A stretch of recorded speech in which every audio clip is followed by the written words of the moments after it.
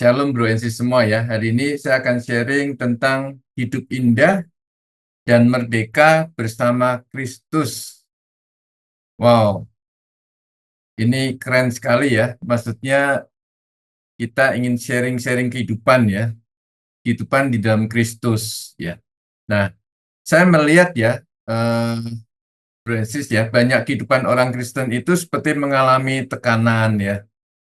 Kehidupan yang mengalami tuntutan ya.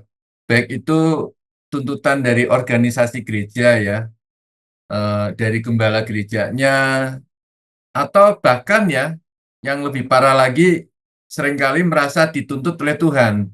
Begitu. Kamu harus hari Minggu pergi ke gereja, itu suatu tuntutan ya, baik dari organisasi gereja atau gembala gerejanya, atau dari merasa dituntut oleh Tuhan. Pagi-pagi harus bangun, pagi-pagi harus berdoa, harus baca Alkitab, harus pergi ke gereja tiap minggu. Jadi itu seperti suatu tuntutan-tuntutan dalam kehidupan. Nah, hari ini kita akan merenung ya, apakah yang kita lakukan selama ini sudah sesuai dengan apa yang firman Tuhan katakan. Nah, jadi kita akan melihat ya bahwa kita bisa hidup indah dan merdeka bersama Kristus. Jadi banyak orang Kristen itu kehidupannya mengalami tuntutan-tuntutan sehingga kehidupannya tidak mengalami keindahan dan kemerdekaan yang sejati dari Kristus ya.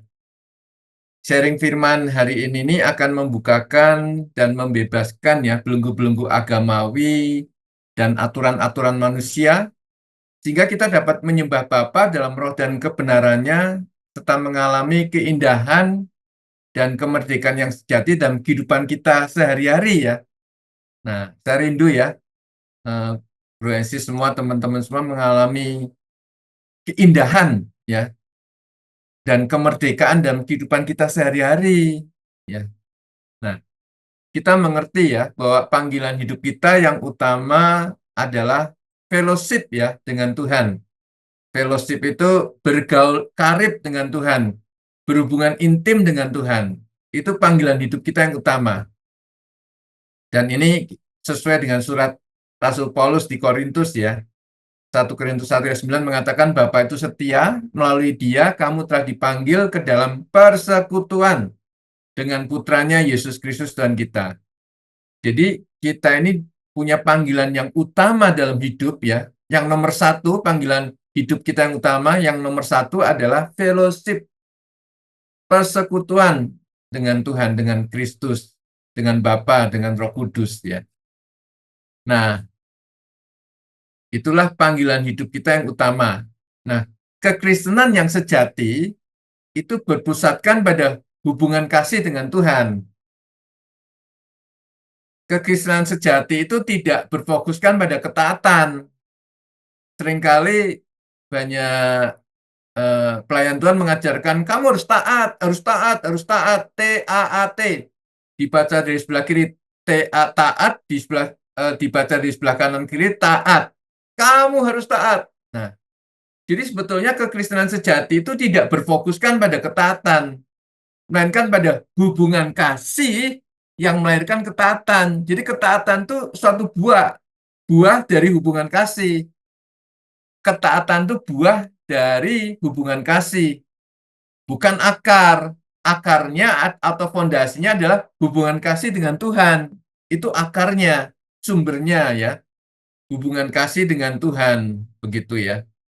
Dan kita itu perlu menyadari bahwa setiap kita, pribadi demi pribadi, sangat dikasih oleh Tuhan. Nah, ini penting sekali ya, bahwa kita perlu menyadari ya, bahwa setiap kita, pribadi demi pribadi, sangat dikasih oleh Tuhan.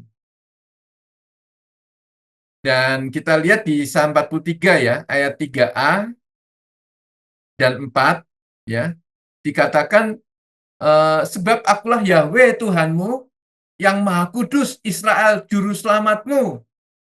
Kamu disayangi dan berharga di mataku, kata Tuhan. Dan aku Tuhan sangat mengasihimu dan menghormatimu. Wow, keren sekali ya. betapa Tuhan pencipta langit dan bumi, pencipta terjemahan lain pencipta surga dan bumi itu sangat mengasihi kita dan menghormati, menghargai kita ya. Setiap pribadi kita itu dikasihi dan dihormati atau dihargai. Itu wow, itu luar biasa sekali. Waktu saya merenungkan ini, itu membuat saya itu terkagum-kagum dan eh, berbunga-bunga hati saya ya. Betapa ada eh, seorang pribadi yang luar biasa yang mengasihi saya begitu rupa sehingga menyerahkan segalanya bahkan mau mati di salib ya untuk saya pribadi begitu ya. Itu luar biasa sekali.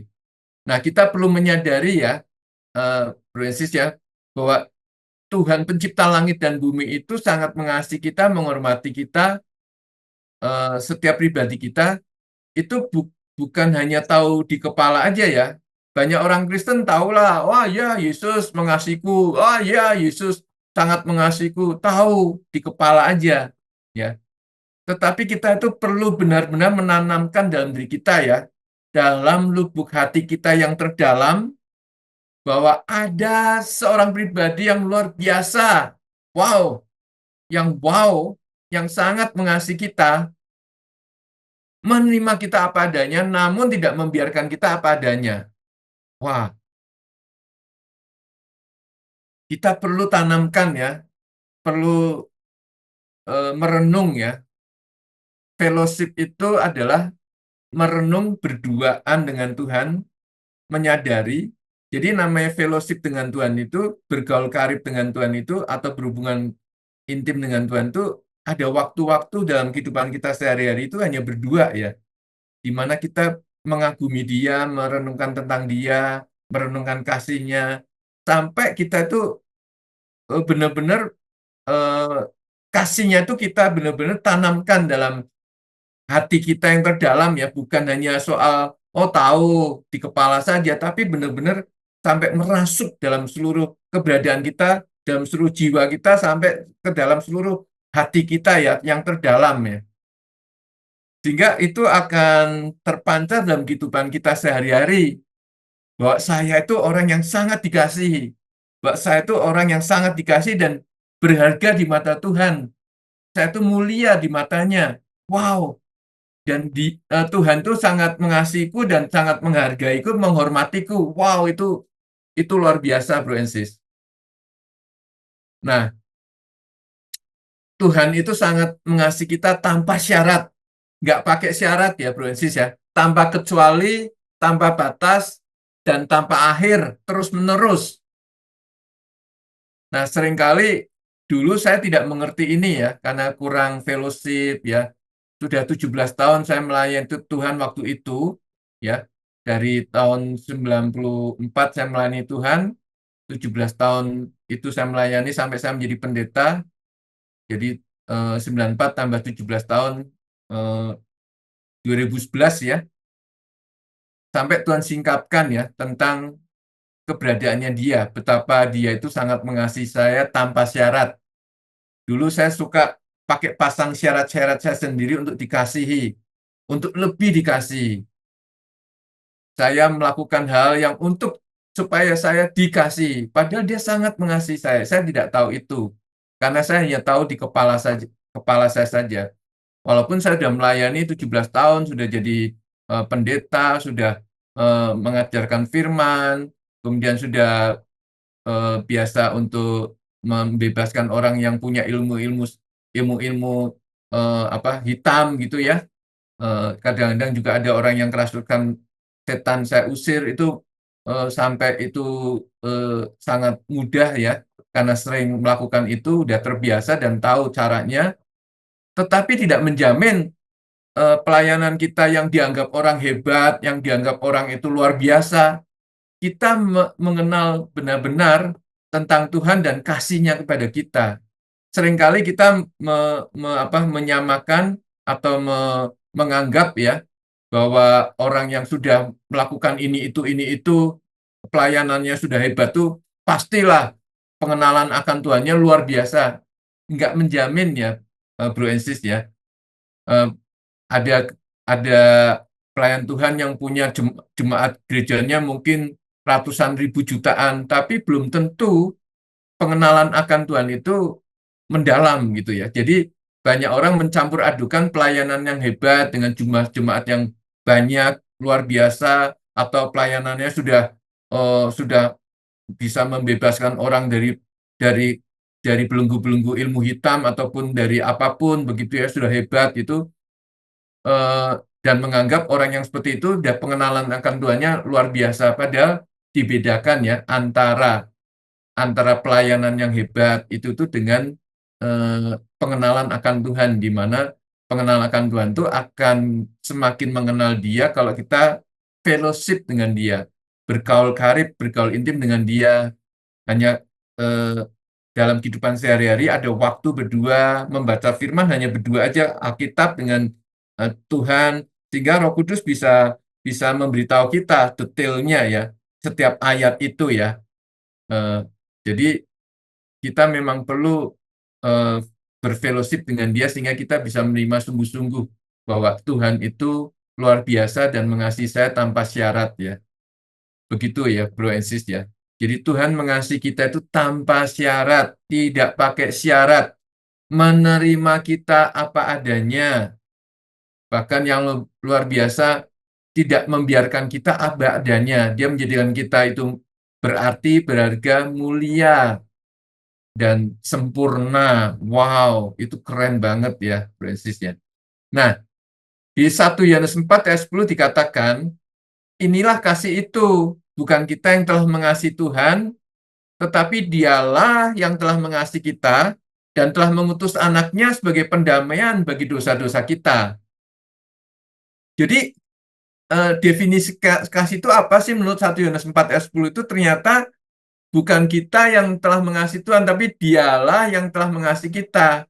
Jadi fokus kita ini adalah bahwa Dia itu sudah mengasihi kita dengan luar biasa. Dulu sebelum saya mengerti ini, pelayan Tuhan di atas saya itu menganjurkan, kamu harus mengasihi Tuhan, kamu harus mengasihi Tuhan, kamu harus mengasihi Tuhan. Padahal firman Tuhan setelah saya teliti, setelah saya merenungkan, setelah saya berfellowship dengan Tuhan, berdua saja dengan Tuhan itu, dikatakan di 1 Yohanes 4 ayat 10 itu, bukan saya yang telah mengasihi Tuhan, tetapi dialah yang telah mengasihi saya. Jadi fokus saya itu bukan saya harus mengasihi Tuhan, tapi Dia fokusnya adalah menerima kasihnya, bahwa Tuhan itu mengasihi saya demikian rupa ya, tanpa syarat, tanpa kecuali, tanpa batas, dan tanpa akhir, terus-menerus. Nah, itulah fokus kita. Bukannya fokusnya untuk mengasihi Dia, tapi fokusnya Dia mengasihi kita dan telah mengutus anaknya sebagai pendamaian bagi dosa-dosa kita. Bahkan di terjemahan TPT ya, inilah kasih. Dia mengasihi kita jauh sebelum kita mengasihinya. Jadi kita baru bisa mengasihinya kalau kita menerima kasihnya dulu, kita dikasihinya dulu. Kita tertanamkan bahwa kita ini sangat dikasih benar-benar oleh Tuhan pencipta langit dan bumi. Dan itu harus kita tanamkan sampai ke dalam lubuk hati kita yang terdalam, sampai ke seluruh keberadaan kita, sehingga dalam kehidupan kita sehari-hari itu terpancar dalam kita melakukan segala sesuatu itu, kita akan sadar bahwa kalau kita sedang membutuhkan sesuatu, pasti Tuhan eh, akan menyediakan yang terbaik bagi saya, begitu ya. Dalam segala hal ya, dalam pekerjaan, dalam bisnis, dalam mendapatkan jodoh, dalam kehidupan yang sehari-hari lah, kita perlu mengalami. Kalau kita menyadari bahwa saya itu sangat dikasih Tuhan, maka itu akan terpancar dalam kehidupan kita sehari-hari itu, dalam waktu kita mencari pekerjaan, dalam mencari bisnis, atau mencari jodoh yang dari Tuhan itu benar-benar akan terpancar dalam kita mencari hal yang kita perlukan untuk hidup bersama Tuhan dengan dengan kehidupan di bumi ini ya. Jadi Dia itu mengasihi kita jauh sebelum kita mengasihinya. Itu kasihnya, bukan kasih kita ya. Dia membuktikannya dengan mengutus anaknya untuk menjadi korban yang berkenan untuk menghapus dosa kita. Jadi sampai Tuhan itu mengutus Yesus ya, anaknya itu untuk mati untuk saya sewaktu saya itu masih berdosa ya, masih melawan Dia, masih nggak ngerti tentang Dia, masih mencemooh Dia, masih kurang menghormati dia, tapi dia mengasihi saya. Walaupun saya itu masih seperti tanda petik masih tidak mengerti dia, mengertikan kasihnya ya. Itu luar biasa sekali ya, Bro Ensis ya. Nah, karena itu di 1 Yohanes 4 ayat 16a, kita ini perlu telah mengenal dan percaya akan kasih Tuhan kepada kita. Jadi kita itu perlu mengenal ya, telah mengenal dan percaya akan kasih Tuhan pada kita. Di terjemahan TPT mengatakan kita telah mengalami pengalaman yang intim dengan kasih Tuhan dan kita percaya akan kasih yang Dia miliki bagi kita ya. Jadi penting sekali ya, fokusnya pada bahwa Dia sangat mengasihi kita. Itu tanamkan, Bro Ensis, dalam kehidupan kita sehari-hari. Sehingga kita ini dalam segala hal ya, kita akan menyadari bahwa waktu kita sadar kita sangat dikasih Dia, maka dalam kehidupan kita sehari-hari itu terpancar dalam segala hal ya, dalam bergaul berhubungan dengan pasangan, bergaul dengan masyarakat, dalam kehidupan bermasyarakat, dalam kehidupan membutuhkan sesuatu, ya kita akan menyadari dan yakin bahwa Dia itu akan memberikan yang terbaik bagi saya karena saya sangat dikasih. Begitu ya, Bro Ensis ya.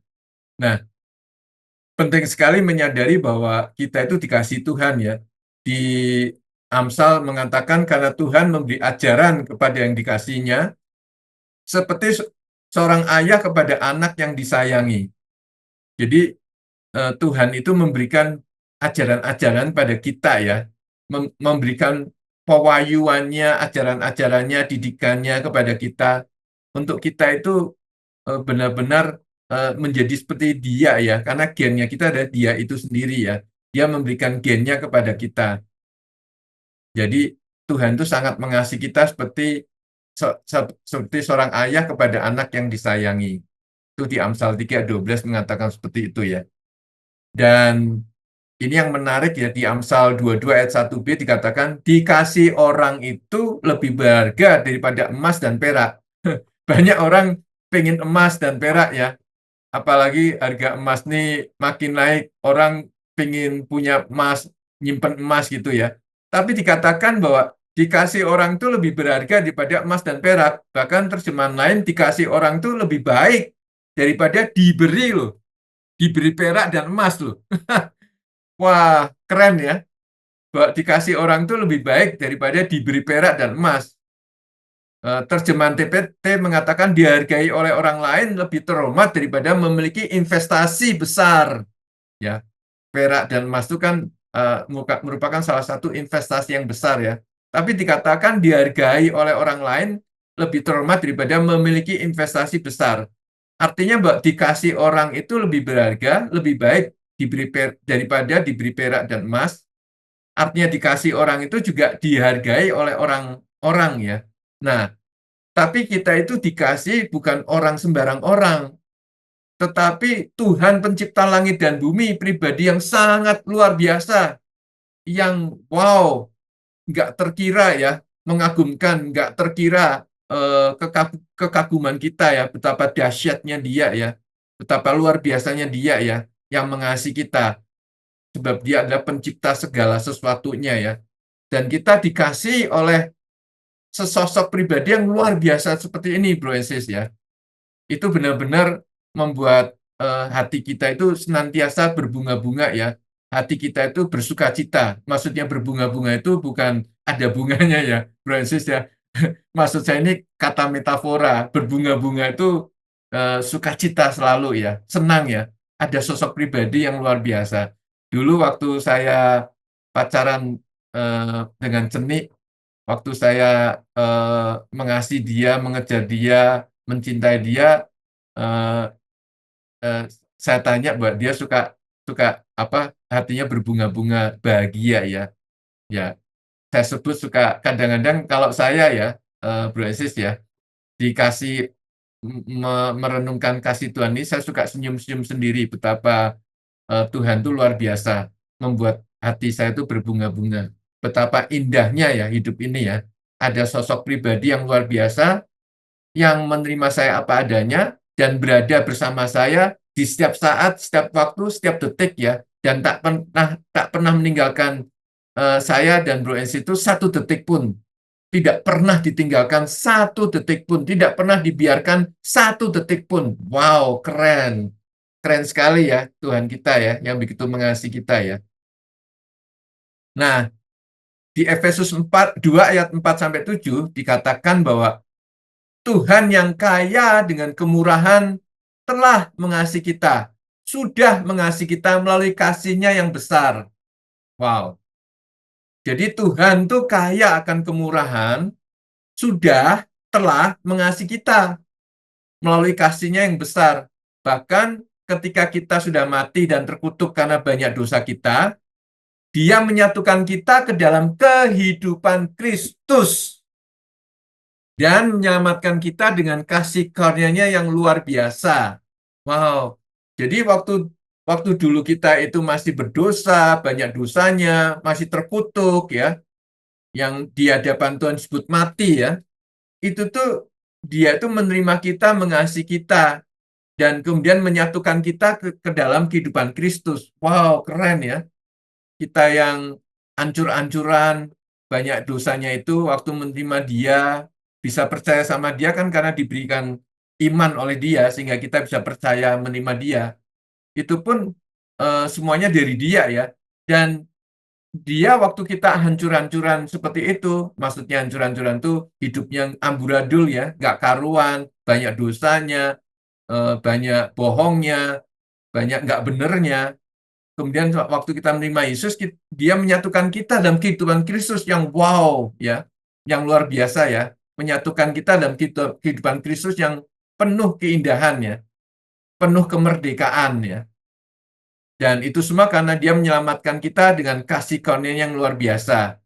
Dan Dia membangkitkan kita bersama Kristus yang Maha Tinggi ya. Dan bersama-sama dengan Dia kita naik ke dalam kesempurnaan dan keagungan kemuliaan alam surgawi. Sebab kita kini duduk bersama menjadi satu dengan Kristus ya. Jadi waktu kita percaya Yesus, menerima Dia lahir baru, Dia ada Tuhan dan Juru Selamat kita, satu-satunya pencipta langit dan bumi yang menyelamatkan kita ya. Maka kita ini hidup dalam dunia alam yang baru, yaitu bukan hanya di bumi saja, di alam jasmani, alam fisik ini, alam di bumi ini, tetapi juga di alam surgawi ya. Jadi kita hidup di dua alam sejak kita percaya Yesus lahir baru ya.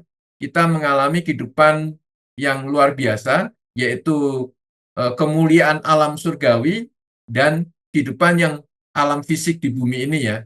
Jadi kita hidup di dua alam ya, seperti katak hidup di dua alam ya, darat dan air. Kita lebih daripada katak ya, kita hidup di dua alam yang luar biasa, yaitu alam fisik di bumi ini sama alam surgawi, alam roh ya, yang luar biasa itu. Jadi kita menjadi ciptaan baru itu mengalami kehidupan dua alam, alam surgawi dan alam di bumi ini. Nah, kemudian dikatakan bahwa eh, sejak kita percaya Yesus lahir baru itu, sepanjang hari-hari mendatang kita akan menjadi tontonan nyata dari kekayaan kasih karunia dan kebaikannya yang tak terbatas yang dicurahkan pada kita dalam Kristus Yesus.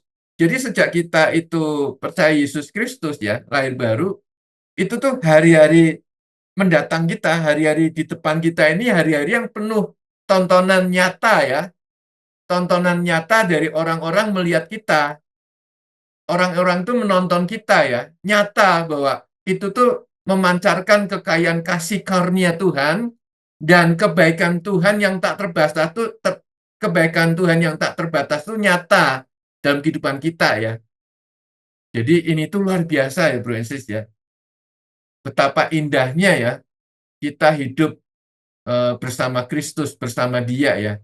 Bahwa kita itu menjadi tontonan nyata ya dari kekayaan kasih karunia dan kebaikan Tuhan yang tak terbatas yang dicurahkan pada kita dalam Kristus Yesus. Wow, keren. Keren sekali ya, Bro and Sis ya. Wah, ini luar biasa sekali. Dan biarlah Roh Kudus mewahyukan pada setiap pribadi kita yang mendengar ya, bahwa kita ini menjadi tontonan nyata dari kekayaan kasih karunia Tuhan dan kebaikan Tuhan yang tak terbatas yang dicurahkan kepada kita ya dalam Kristus Yesus ya. Wow, itu luar biasa sekali. Jadi, Bro Ensis, hari-hari ke depan ini, hari-hari ke depan, Bro Ensis, jangan berkecil hati. Dunia boleh resesi. Kita selalu mengalami resepsi ya, Bro Ensis ya. Eh, Banyak berita-berita yang begini begitu.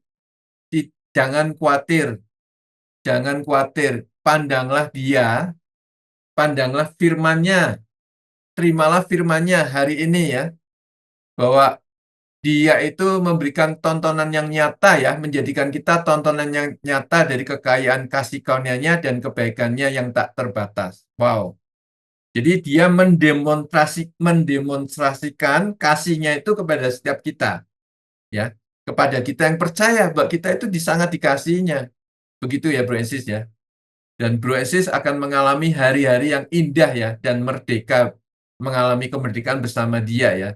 Hari-hari ke depan Bro Ensis itu hari-hari yang penuh pengharapan ya, hari-hari yang penuh masa depan yang gilang gemilang ya. Demikian luar biasanya ya. Dia mengasihi kita begitu luar biasa dan membuat kehidupan kita itu indah ya. Nah, Francis, banyak orang Kristen berpikir saya terima Yesus Kristus supaya masuk surga. Ya, aduh sayang sekali ya Francis ya. Jadi nganggapnya bahwa kalau terima Tuhan Yesus itu ngalami surganya setelah meninggal. Ya, padahal eh, itu sangat kurang ya apa pengertiannya ya Bro Yesus ya. Waktu kita percaya Yesus mengalami lahir baru itu kita mengalami surga juga di bumi ya. Karena kita sudah bersatu dengan pemilik surganya, bersatu dengan dia, pemilik surganya. Kita bersatu dengan dia, pemilik segalanya.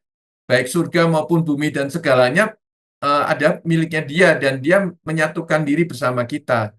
Jadi kita bisa mengalami surga di bumi ini, bukan hanya sampai nanti meninggal saja, Bro Ensis ya. Jadi kalau menunggu nanti masuk surganya setelah meninggal, yang mengalami surganya setelah meninggal, ya kasihan sekali ya, Bro Ensis ya. Nggak menikmati keindahan hidup di bumi ini, di surga ini ya, di alam surgawi ini, di bumi ini kita saat kita udah percaya Yesus lahir baru kita bisa mengalami surga di bumi ini ya, bukan nanti saat setelah meninggal, begitu Bro Ensis. Nah, jadi penting sekali kita menyadari ya bahwa kita itu menjadi tontonan nyata dari kekayaan kasih karunia-Nya dan kebaikannya yang tak terbatas. Wow, keren ya. Nah, semua itu sebetulnya kan dari dia semua ya, Bro Ensis ya. Kalau kita sungguh-sungguh menyadari ya, hidup ini itu sebenarnya semuanya dari dia, oleh dia, dan untuk dia. Dikatakan juga ya, kalau kita bisa menyenangkan dia pun itu semua dari dia ya. Di Filipi 2 ayat 13 dikatakan, sebab Tuhanlah yang mengerjakan di dalam kamu, baik kemauan maupun kemampuan bertindak ya, untuk menyenangkan dia. Bahkan di TPT-nya mengatakan gini ya, Tuhan akan terus-menerus menyegarkanmu. Wow, keren ya. Tuhan itu terus-menerus ya menyegarkan kita dan menanamkan dalam diri kita hasrat atau gairah untuk melakukan apa yang menyenangkan dia. Jadi kalau kita pun ingin menyenangkan dia itu kita diberikan kemampuan maupun kemauan untuk menyenangkan dia itu semua dari dia dan luar biasa indahnya dia itu terus-menerus menyegarkan kita. Dia terus-menerus menyegarkan kita dan menanamkan dalam diri kita tuh hasrat dan gairah. Wow, atau gairah ya. Hasrat atau gairah. Jadi memang hidup ini tuh perlu perlu suatu gairah ya. Gairah untuk bisa melakukan apa yang menyenangkan dia. Wow, itu pun diberikan oleh dia ya, gairah itu dalam hidup ini ya. Keren ya, Francis ya. Jadi keren sekali ya. Untuk menyenangkan dia pun kita diberikan kemampuan dan kemauan ya. Dan juga dia terus-menerus menyegarkan kita. Wow, keren ya. Francis dan saya mengalami kesegaran yang terus-menerus dari dia. karena Dia itu sangat mengasihi kita dan memberikan kesegarannya setiap saat, setiap waktu ya, dan menanamkan dalam diri kita gairahnya, hasratnya untuk kita bisa melakukan apa yang menyenangkan untuk Dia. Wow, keren. Keren sekali ya, Bu Lensis ya. Hidup ini indah dan bahagia ya bersama Dia karena kita mengenal Dia ya. Nah, kita akan melihat ya tentang kemerdekaan ya. Merdeka. Nah, di Roma 8 ayat 1 sampai 2 dikatakan, demikianlah sekarang tidak ada lagi penghukuman bagi mereka yang ada dalam Kristus Yesus. Mereka hidup tidak menurut kedagingan, tetapi menurut roh. Ya. Nah, ayat 2-nya, sebab hukum roh kehidupan di dalam Kristus Yesus sudah memerdekakan aku dari hukum dosa dan hukum maut. Ini luar biasa ya, Bro Ensis ya. Di dalam Kristus itu sudah tidak ada lagi penghukuman ya, Bro Ensis. Ini membuat kita itu sungguh-sungguh mengalami kemerdekaan ya. Jadi di dalam Kristus itu sudah tidak ada lagi penghukuman ya, Bro Ensis ya. Puji Tuhan, syukur kepada Tuhan ya, bahwa di dalam Dia itu kita benar-benar mengalami kemerdekaan, tidak ada penghukuman. Dan kita ini memang senantiasa dipimpin oleh roh ya, tidak menuruti kedagingan kita ya. Jadi kita ini sudah mati bersama Dia dan sudah bangkit bersama Dia, kehidupan Kristus yang mengalir atas kita, dan kehidupan Kristus itu kehidupan yang menurut roh ya. Nah, dikatakan juga bahwa roh kehidupan atau dalam bahasa lainnya itu roh yang memberi hidup. Jadi Kristus itu atau Tuhan itu adalah roh yang memberikan kehidupan. Jadi tidak ada kematian, dan itu mengalahkan atau memerdekakan kita dari hukum dosa dan hukum maut. Jadi hukum dosa dan hukum maut sudah dikalahkan ya, dan kita sudah merdeka ya, Bro Ensis ya. Jadi kita ini sudah dimerdekakan dari hukum dosa dan hukum maut, hukum kematian ya. Kok namanya hukum itu sudah pasti terjadi ya. Hukum itu sudah pasti terjadi, tapi ternyata kita sudah dimerdekakan dari hukum dosa dan hukum maut. Artinya kita benar-benar sudah dibebaskan, benar-benar sudah dimerdekakan. Di Yohanes 8 dikatakan, kalau anak sudah memerdekakan kita, maka kita sungguh-sungguh sudah merdeka ya. Luar biasa sekali. Nah, memang hidup kita ini hidup yang sudah merdeka ya, Bro Ensis ya. Ini ada nasihat ya, ada nasihat di Galatia 5 ayat 1 dikatakan, oleh karena itu berdirilah teguh dalam kemerdekaan di dalam Kristus yang telah membebaskan kita. Dan jangan mau dibebani lagi dengan kuk perhambaan.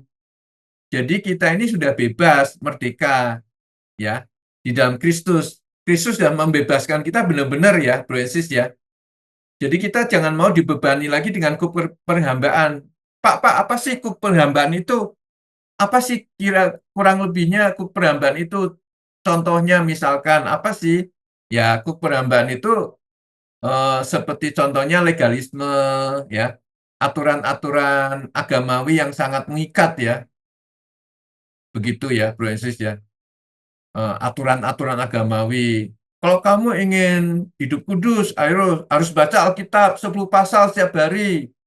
Bangun pagi-pagi, berdoa, puasa. Nah, itu tuh aturan-aturan yang agamawi yang diperintahkan oleh atasan-atasan kita, pelayan-pelayan Tuhan yang di atas kita untuk kita melakukan ini, melakukan itu, ini itu. Di mana kalau sebetulnya itu tuh tidak di dalam Yesus tuh kita ini langsung berhubungan dengan roh ya. Roh itu yang memimpin kita ya, untuk kita membaca Alkitab, untuk kita berdua dengan Tuhan ya, dengan Roh Kudus ya. Jadi kita ini tidak mengikuti aturan-aturan agamawi yang mengikat ya, yang dibuat oleh manusia ya, atau organisasi gereja ya, begitu ya. Nah, jadi kita itu hidup, misalkan ya, kita itu kan hidup sudah merdeka, dan juga kita dalam setiap saat, setiap waktu kita menyembah Bapa dalam roh dan kebenaran. Bukan hanya misalkan setiap minggu di hari Minggu saja jam jam 9 sampai jam 11 saya pergi gereja, di situ saya rohani, di luar situ saya rohana ataupun tidak sesuai dengan firman. Kan lucu ya. Hidup di dalam Tuhan itu yang bersama dengan kita ini, Tuhan itu bersama kita itu 24 jam. Walaupun Tuhan tidak kelihatan, tapi Tuhan bersama kita senantiasa. Dia Emmanuel ya. Tuhan berserta kita. Kita di dalam dia, dia di dalam kita. Seperti oksigen ya. Oksigen nggak kelihatan, tapi dia ada nyata. Oksigen itu nggak kelihatan, tapi ada nyata dan kita hirup ya. Oksigen itu untuk hidup di bumi itu kita menghirup oksigen. Nah, demikian juga walaupun Tuhan tidak kelihatan, tapi dia ada nyata 24 jam bersama kita. Kita di dalam dia, dia di dalam kita. Dan ini memang nyata ya, Bro and Sis ya. Tidak kelihatan tapi dia ada nyata. Jadi kita itu menyembah Bapa dalam roh dan kebenaran itu 24 jam bersama dia ya. Relax ya. Hidup yang mengalir dalam kehidupan sehari-hari. Tapi bukan pergi gereja hari Minggu jam 9 sampai jam 11 hanya di situ aja. Nanti pulang gereja macet, tatit, marah-marah ya. Wah, maki-maki segala macam itu kan eh, hidupnya hanya dibatasi oleh waktu dan tidak menyadari keberadaan Tuhan yang sesungguhnya, Mbak.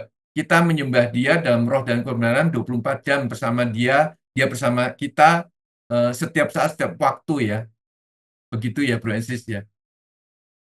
Nah, jadi Yesus berkata juga ya di Yohanes 8 ayat 32 dan 36. Dan kamu akan mengetahui kebenaran, dan kebenaran itu akan memerdekakan kamu.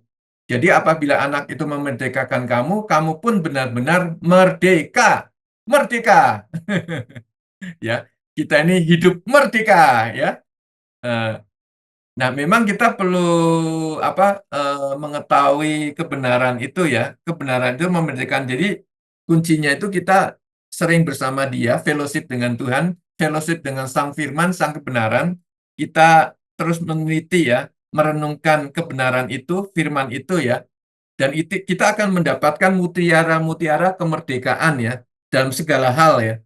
Dalam kehidupan kita ya. Kita itu waktu kita fellowship dengan Tuhan, dengan Sang Firman, dengan Sang kebenaran itu, saat kita berdua saja membaca firman, merenungkan firman, meneliti firman, itu tuh kemudian dia mengimpartasikan keberadaannya melalui firman itu, dia memberikan hikmat, memberikan kekuatan, memberikan kemampuan, memberikan impartasi ya dari firman yang kita renungkan, kita teliti ya, itu tuh eh, apa eh, keberadaannya dia, pribadinya dia itu seperti diimpartasikan ya kepada kita tanpa kita eh, sadari begitu ya. Nah, kan di Matius 4 ayat 4 mengatakan manusia hidup bukan dari roti saja, dari setiap firman yang keluar dari mulutku ya. Dan Yohanes 6 ayat 63 dikatakan bahwa perkataan-perkataanku adalah roh dan kehidupan. Jadi waktu kita berfellowship dengan Sang Firman, Sang kebenaran itu ada roh dan kehidupan Tuhan masuk dalam diri kita ya. Tanpa kita sadari ada roh dan kehidupan Tuhan itu mengubah karakter kita, mengubah apa watak-watak kita itu diubahkan ya, dan mengubahkan juga kehidupan masa lalu kita yang amburadul begitu itu diubahkan karena saat kita meneliti atau merenungkan atau berfellowship dengan Sang Firman, Sang kebenaran itu benar-benar kebenaran itu, Sang Firman itu memerdekakan kita ya. Keren ya, Bro and Sis ya. Dan itu karena kita mengalami impartasi ya. Impartasi dari kebenaran itu, dari firman yang kita renungkan itu tuh ada roh dan kehidupan, ada impartasi Tuhan yang masuk dalam diri kita ya. Tanpa kita sadari atau sadari itu masuk ya ke dalam diri kita. Itu keren sekali ya, Bro and Sis. Nah, dikatakan apabila anak itu memerdekakan kamu, kamu pun benar-benar merdeka ya. Nah, dikatakan juga di eh, Paulus bertanya ya di dalam Roma 7 ayat 24 ya, siapa yang memerdekakan aku? Nah, siapa yang membebaskan aku? Di Roma 7 ayat 24 ya. Nah, ada sebuah jawaban. Jawabannya adalah syukur kepada Bapa. Syukur pada Bapa oleh Yesus Kristus Tuhan kita. Jadi jawabannya adalah siapa yaitu Kristus, bukan apa, ya, bukan apa, tapi siapa. Siapa itu? Kristus yang membebaskan kita, yang memerdekakan kita. Dan bukan apa, bukan sebuah program ya, bukan sebuah program, sebuah mekanisme atau aturan-aturan agamawi begitu ya. Tapi Kristus itu sendiri yang memerdekakan kita ya. Jadi orang yang percaya percaya Yesus itu perlu berfokuskan pada sang kasih, sang dia sendiri Kristus Yesus ya, dan kepada karya yang sudah dinyatakan bagi kita. Jadi fokusnya itu bukan apa yang akan kita lakukan untuk Tuhan, tapi kepada apa yang Yesus telah lakukan bagi kita ya. Luar biasa sekali ya, Bro Ensis ya. Saya rindu Bro Ensis dan saya mengalami benar-benar kehidupan yang indah ya, merdeka bersama Tuhan. Jadi waktu kita menyadari bahwa saya ini sangat dikasih Tuhan, saya itu eh, sangat sangat sangat sangat dikasih Tuhan, maka kehidupan yang indah dan merdeka itu benar-benar kita nikmati ya dalam kehidupan kita sehari-hari ya Bu Ensis ya. Itu semua karena kita senantiasa menyadari bahwa panggilan hidup kita itu berfellowship ya, bergaul karib dengan Dia, berhubungan intim dengan Dia. Nah, banyak orang Kristen itu sibuk ya, seperti Marta ya. Waktu Yesus datang ke Maria Marta, Marta sibuk melayani Yesus. Dianggap melayani Yesus itu lebih utama ya. Padahal Tuhan ngomong, kasih itu bukan kamu yang telah mengasihi aku, tapi aku yang telah mengasihi kamu. Jadi fokusnya itu kita itu dikasihi ya, bukan kita itu fokusnya harus mengasihi. Waktu kita fokus dikasih itu, maka otomatis kita akan terimpartasi kasihnya itu masuk dalam diri kita, sehingga kita bisa mengasihi Tuhan dan mengasihi sama ya, dari kasihnya itu. Nah, ini banyak orang Kristen nggak menyadari bahwa banyak orang Kristen didatengin Tuhan itu sibuk seperti Marta. Wah, saya harus pelayanan doa, ikut doa persekutuan ini, ikut macam-macam pelayanan dari Senin, Selasa, Rabu, Kamis, Jumat. Itu keluar terus untuk pelayanan terus. Itu tidak sesuai dengan firman ya. Yesus datang itu bukan untuk dilayani, tapi untuk melayani kita ya. Yang terutama itu kita menerima pelayanannya dulu, menerima kasihnya dulu. Baru kita bisa melayani dia sesuai dengan tuntunannya. Begitu ya. Jadi penting sekali bahwa kita itu jangan seperti Marta, tapi seperti Maria ya. Duduk dan mengambil bagian yang terbaik ya. Menerima kasihnya dulu, menerima kasihnya dulu. Dan pada saatnya Maria itu kemudian bisa melayani Yesus ya, begitu dengan tuntunan Dia. Demikian ya, Bro Ensis ya. Penting sekali bahwa kita ini menyadari bahwa kita itu sangat dikasihi dan kita perlu fellowship ya. Ada waktu berduaan dengan Dia, ada waktu berduaan bersama Dia. Eh, Contohnya seperti saya misalkan sudah berkeluarga, tapi ada waktu-waktu berduaan sama dia saja. Misalkan waktu saya membaca firman, merenungkan firman, meneliti firman, atau dalam kehidupan sehari-hari saya membutuhkan sesuatu, saya ngobrol, ngomong, berfellowship dengan dia. Dan itu kita akan mengalami eh, apa hal yang luar biasa dari dia dan kita pengalaman itu, kesaksian itu hanya dimiliki oleh saya ya, di mana saya tahu oh ternyata Tuhan menjawab apapun keluhan-keluhan saya atau kebutuhan-kebutuhan saya itu ternyata dengan ajaib, dengan luar biasa ya. Itu karena mengalami pengalaman sehari-hari bersama dia ya, dalam kehidupan sehari-hari, nggak teori ya, nggak teori, dan juga nggak ngikutin omongan-omongan orang-orang pada umumnya ya, tetapi benar-benar kita menyadari dan Tuhan yang menuntun kita dari sehari ke sehari berdasarkan pimpinannya, kita berfellowship dengan Dia. Demikian Bro Ensis, Tuhan Yesus memberkati Bro Ensis semua. Amin.